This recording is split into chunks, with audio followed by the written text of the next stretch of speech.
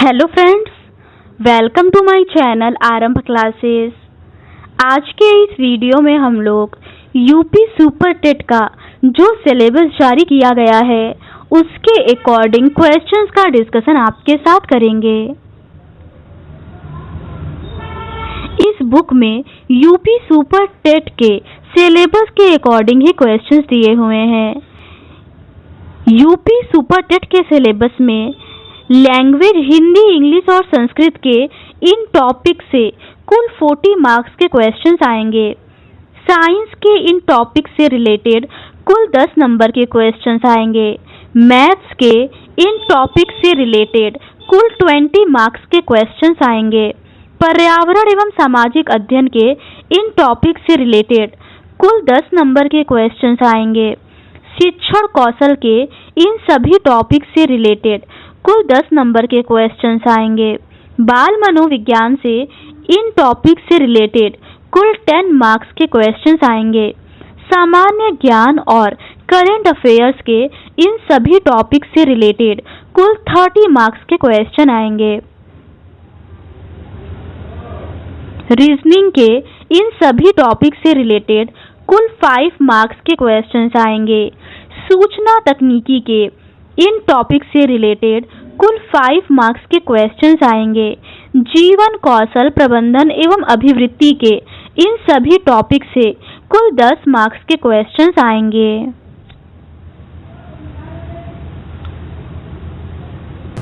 बाल मनोविज्ञान के अंतर्गत वैयक्तिक भिन्नता, बाल विकास को प्रभावित करने वाले कारक, सीखने की आवश्यकता की पहचान, पढ़ने के लिए वातावरण का सृजन करना, सीखने के सिद्धांत तथा कक्षा शिक्षण में इनकी व्यवहारिक उपयोगिता एवं प्रयोग, दिव्यांग छात्रों हेतु विशेष व्यवस्था, इतने टॉपिक्स दिए हुए हैं। आज के इस वीडियो में हम लोग बाल मनोविज्ञान के रिमेनिंग क्वेश्चंस का डिस्कशन आपके साथ करेंगे।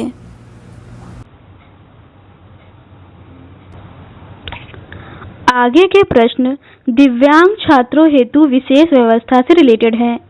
विशिष्ट बालक से तात्पर्य ऐसे बालक से होता है जो विकास के सभी पक्षों में सामान्य बालक से भिन्न हो तथा जिसके लिए विशेष ध्यान देने की आवश्यकता होती है।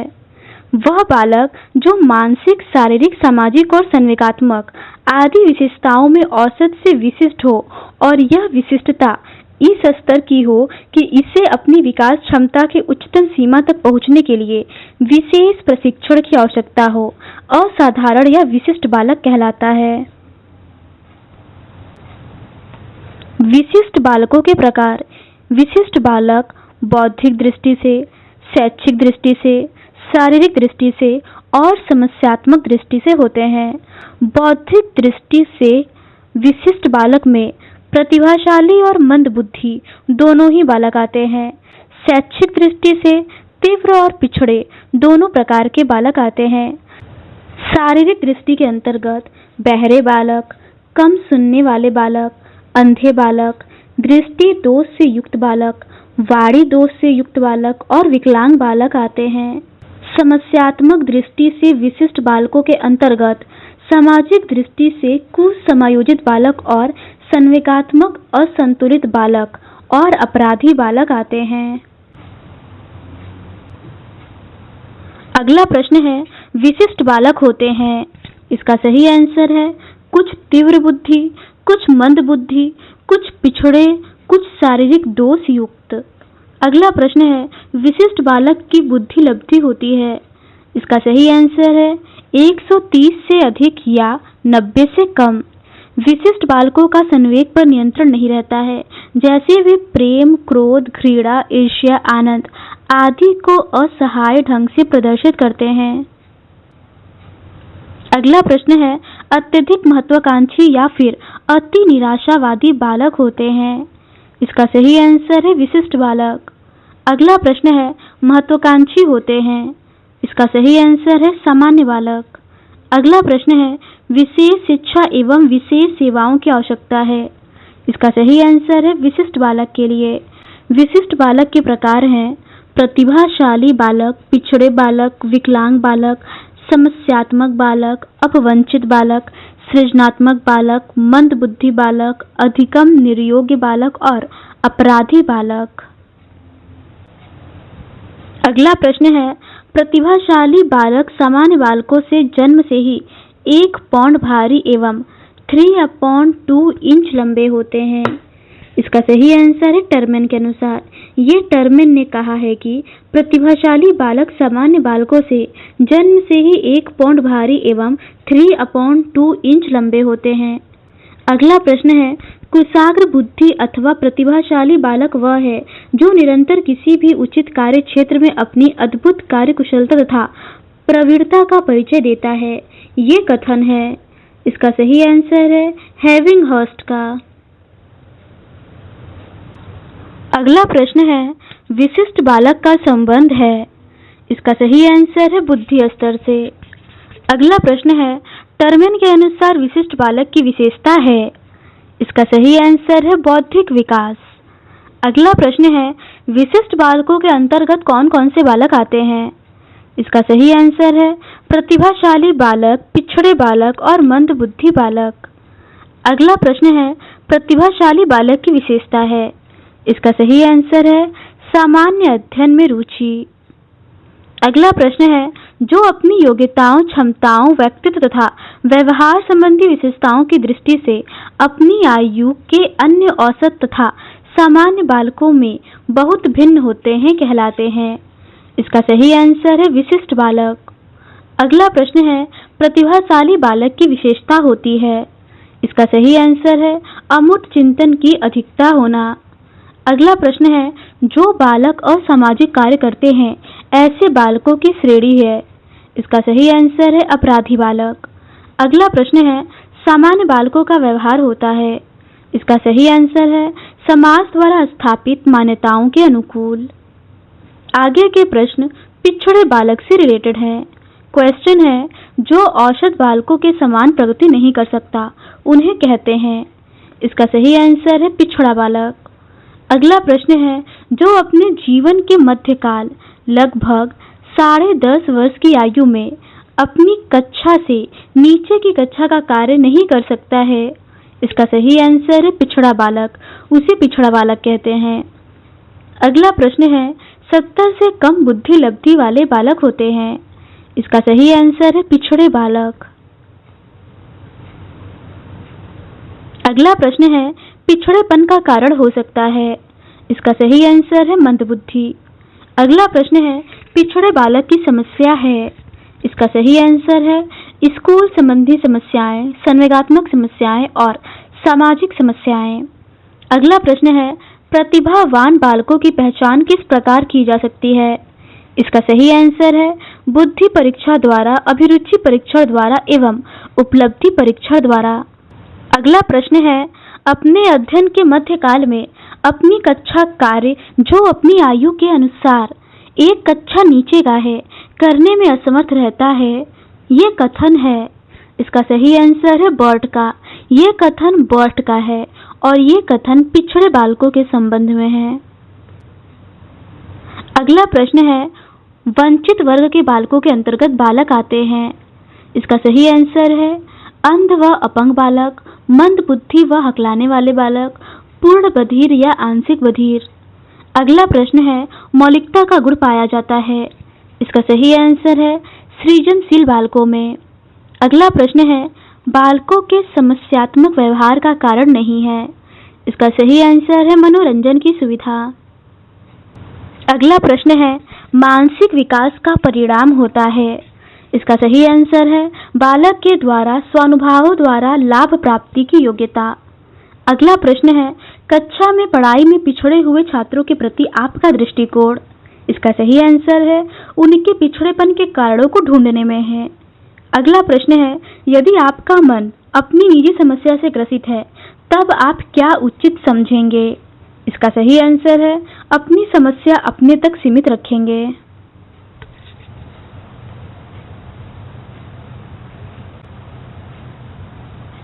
अगला प्रश्न है, आपकी कक्षा में कुछ छात्रों की दृष्टि कमजोर है और वे पढ़ने में भी कमजोर है। वे आपसे निवेदन करते हैं कि वह श्यामपट्ट पर नहीं देख पाते, तो उन्हें आगे बैठने की अनुमति दे दी जाए तो आप ऐसी स्थिति में क्या करेंगे? इसका सही आंसर है उनकी इच्छा अनुसार उन्हें आगे बैठा देंगे जिससे वह श्यामपट्ट पर लिखा देख सकें। अगला प्रश्न है, एक बालक की बुद्धि लब्धि 150 है तो वह बालक, इसका सही आंसर है अति प्रतिभाशाली बालक है।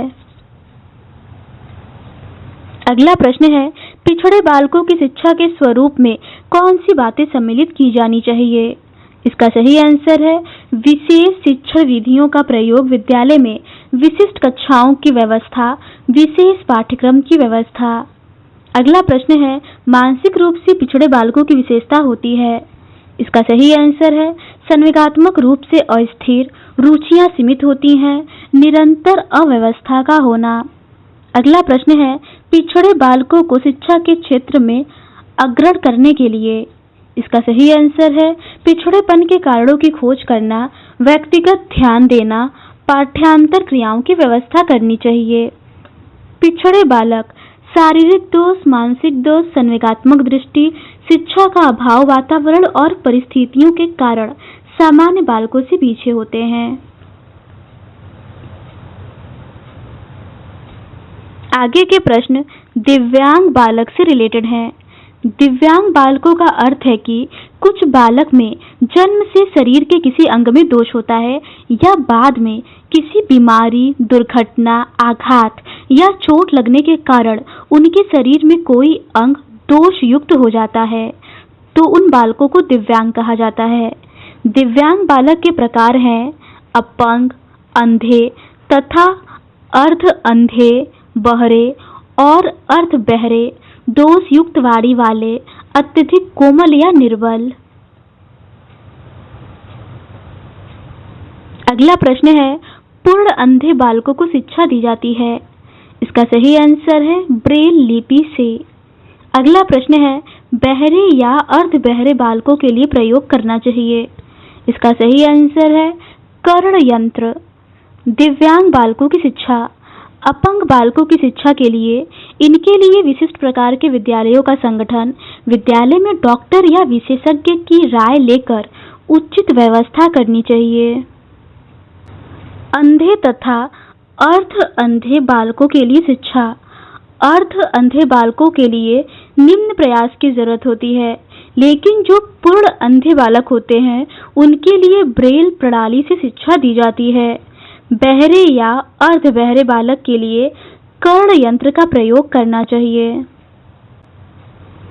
समस्यात्मक बालक का अर्थ है, वैलेंटाइन के अनुसार समस्यात्मक बालक वे बालक हैं जिनका व्यवहार अथवा व्यक्तित्व किसी बात से गंभीर रूप से असाधारण होता है। समस्यात्मक बालक के प्रकार हैं अति कुशाग्र बुद्धि, अकाल प्रौढ़ बालक, पिछड़े बालक, अपराधी या अपचारी बालक।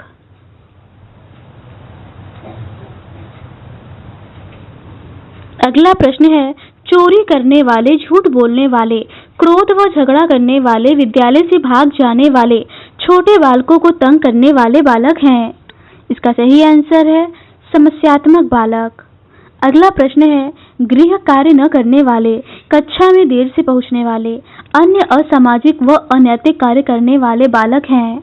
इसका सही आंसर है समस्यात्मक बालक। अगला प्रश्न है, चोरी करने वाले बालक हैं। इसका सही आंसर है समस्यात्मक बालक। समस्यात्मक बालक बनने के कारण है, पहला है वंशानुक्रम, दूसरा है मूल प्रवृत्तियों का दमन, शारीरिक दोष, वातावरण, माता पिता व शिक्षकों का व्यवहार, परिवार का वातावरण, नैतिक शिक्षा का अभाव। इन सभी कारणों से कोई भी बालक एक समस्यात्मक बालक बन जाता है। सृजनात्मक बालक, सृजनात्मक बालक के अंदर वह योग्यता होती है जो नए आविष्कार करने, समस्याओं का समाधान ढूंढने, नवीन परिस्थितियों में समायोजन करने और जीवन को सुखी बनाने में सहायता प्रदान करती है। व्यक्ति की इस मौलिक योग्यता को ही सृजनात्मकता कहा जाता है।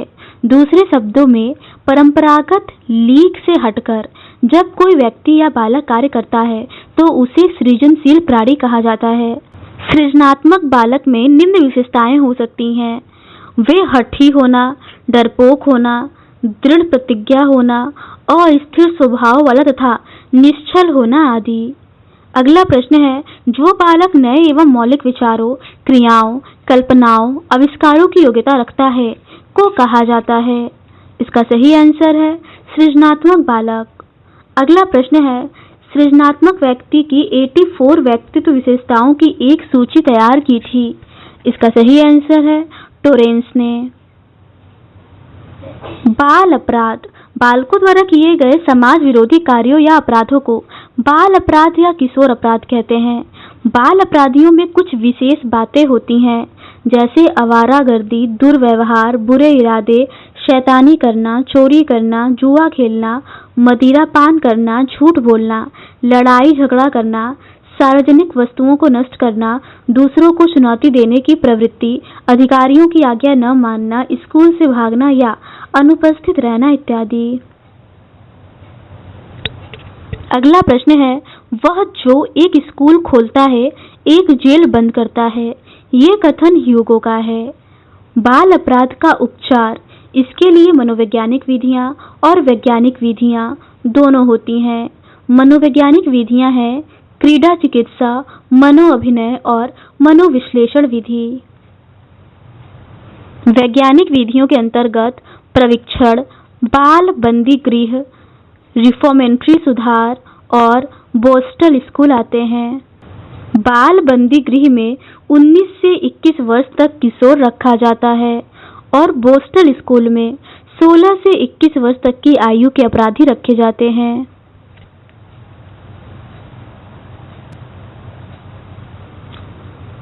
वैज्ञानिक विधियों के अंतर्गत सर्टिफाइड स्कूल, बाल सलाह केंद्र, किशोर न्यायालय भी आते हैं। अगला प्रश्न है, बाल अपराध का कारण है। इसका सही आंसर है दूषित वातावरण। अगला प्रश्न है, बाल अपराध रोकने में विद्यालय कैसे सक्षम है। इसका सही आंसर है योग्य अध्यापकों की नियुक्ति करके, नैतिक शिक्षा देकर, स्वस्थ मनोरंजन देकर। अगला प्रश्न है, बाल अपराध का उपचार किस विधि द्वारा होता है। इसका सही आंसर है मनोवैज्ञानिक और वैज्ञानिक विधि द्वारा। अगला प्रश्न है, बाल अपराधियों के लक्षण हैं। इसका सही आंसर है उद्दंडता करना, चोरी करना, झूठ बोलना इत्यादि।